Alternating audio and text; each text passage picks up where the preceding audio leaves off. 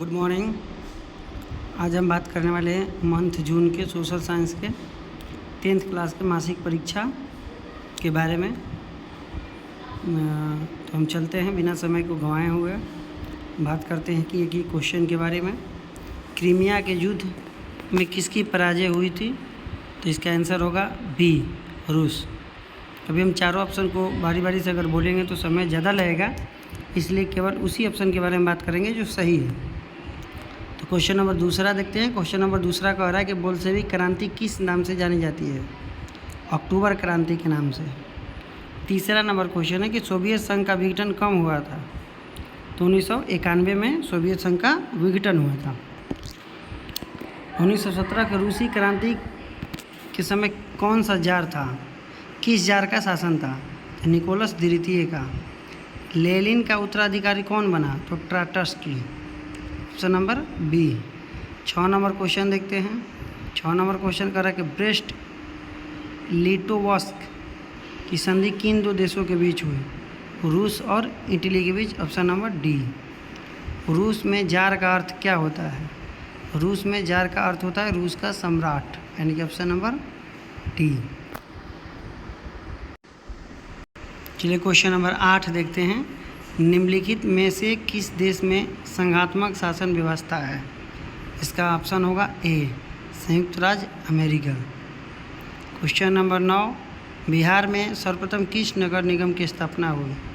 इसका ऑप्शन होगा सी, पटना नगर निगम। Option C. क्वेश्चन कर ग्राम कचहरी का प्रधान कौन होता है? तो ग्राम कचहरी का जो प्रधान होता है ये होता है मुखिया,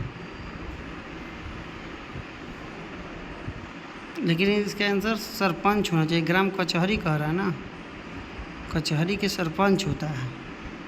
ऑप्शन नंबर सी होगा। ग्राम सभा के जो प्रधान होता है वो मुखिया होता है।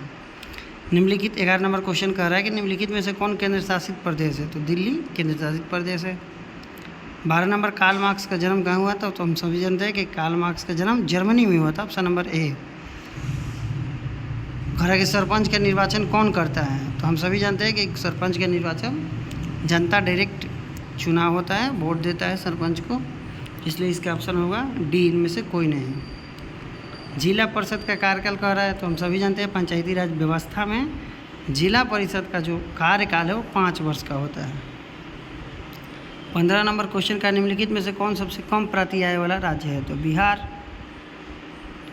16 नंबर कह रहा है कि भारत के जीडीपी में सर्वाधिक योगदान किस क्षेत्र का है? तो इसका ऑप्शन सी होगा, तृतीय क्षेत्र, यानी कि सेवा क्षेत्र का।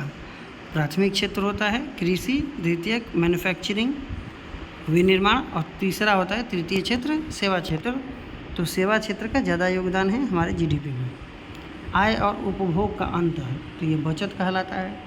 Option number D. 18 number question कर रहा है कि भारत में सर्वप्रथम राष्ट्रीय आय का अनुमान कब लगाया गया? हम सभी जानते हैं कि 1968 में दादा भाई नौरोजी ने इसको लगाया था सबसे पहला। 19 नंबर क्वेश्चन कह रहा है कि भारत में राष्ट्रीय आय के आकलन निम्नलिखित में से कौन सी संस्था उत्तरदायी है? कह रहा अभी कौन सी जो राष्ट्रीय संस्था है जो राष्ट्रीय आय का आकलन करता है? तो केंद्रीय सांख्यिकी संगठन, central statistical organisation. Option number A. गरीबी के दुष्चक्र की अवधारणा के प्रतिपादक कौन है? तो नॉक्स। ऑप्शन नंबर ए। चलिए आगे 21 नंबर क्वेश्चन पे चलते हैं। 21 नंबर क्वेश्चन करके भारत में सबसे पहले राष्ट्रीय आय का अनुमान किसने लगाया? तो दादा भाई नौरोजी। ऑप्शन नंबर ए। देखिए क्वेश्चन आ गया, कब भी आया था और कौन भी आया था। 22 नंबर है कह रहा कि सर्वोत्तम कोयले का प्रकार है। सर्वोत्तम, सबसे जो बढ़िया कोयला होता है वह होता है एंथ्रेसाइट। सबसे खराब कहेगा तो पीट। यहाँ आंसर होगा ए। 23 नंबर करके प्राकृतिक गैस निम्नलिखित में से किस खनिज के साथ पाया जाता है?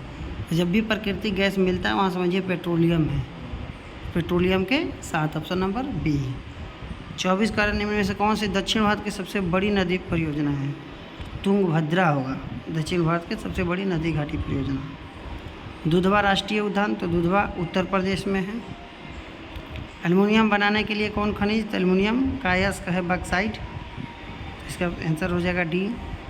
प्राकृतिक संसाधनों के संरक्षण हेतु 1968 में कौन सा कन्वेंशन हुआ था? अफ्रीकी कन्वेंशन हुआ था। हीराकुंड परियोजना किस राज्य में? तो उड़ीसा में हीराकुंड महानदी पर है। 29 नंबर निम्नलिखित में से कौन सा भारत का राष्ट्रीय पक्षी है? तो हम सभी जानते हैं मोर। Option number C. टेक्सोल का उपयोग किसके लिए किया जाता है? तो कैंसर के दवा बनाने के लिए। ज्योग्राफी का क्वेश्चन है। चलिए, तो ये हमारा था 30 के 30 क्वेश्चन ऑब्जेक्टिव के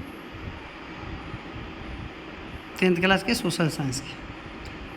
देखने के लिए धन्यवाद। हमारे चैनल से जुड़ने के लिए सब्सक्राइब करें चैनल को।